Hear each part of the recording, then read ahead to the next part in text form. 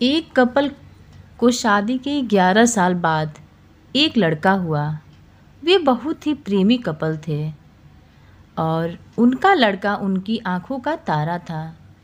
एक सुबह जब वह लड़का तकरीबन 2 साल का था, पति ने लड़के के पिता एक दवाई की बोतल खुली देखी। उसे काम पर जाने के लिए देरी हो रही थी, इसलिए उसने अपनी पत्नी से उस बोतल को ढक्कन लगाने और अलमारी में रखने को कहा। लड़के की मम्मी रसोई घर में तल्लीन थी। वो ये बात पूरी तरह से भूल गई थी। लड़के ने वो बोतल देखी और खेलने के इरादे से उस बोतल की ओर गया।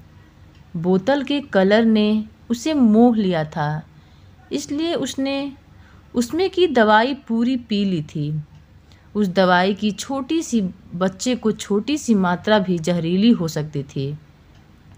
जब वह लड़का नीचे गिरा तब उसकी मम्मी उसे जल्द से जल्द दवा खाने ले गई, जहां उसकी मौत हो गई।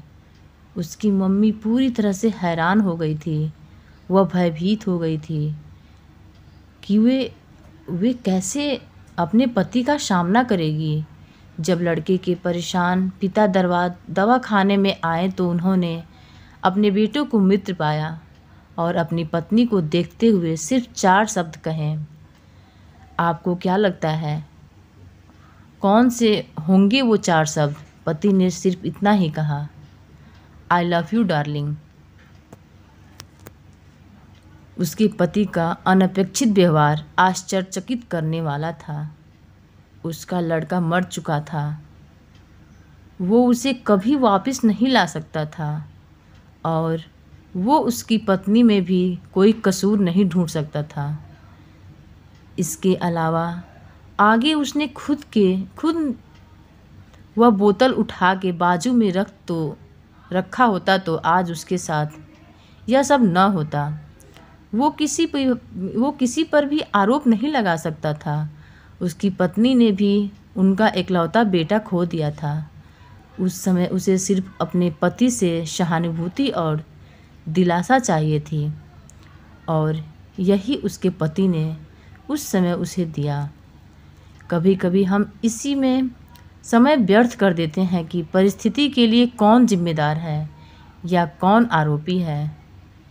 ये सब हमारे आपसी रिश्तों में होता है, जहाँ जॉब करते हैं या जिन लोगों को हम जानते हैं उस सभी के साथ होता है। और परिस्थिति के आवेश में आकर हम अपने रिश्तों को भूल जाते हैं और एक दूसरे का सहारा बनने के बजाय एक दूसरे पर आरोप लगाते रहते हैं।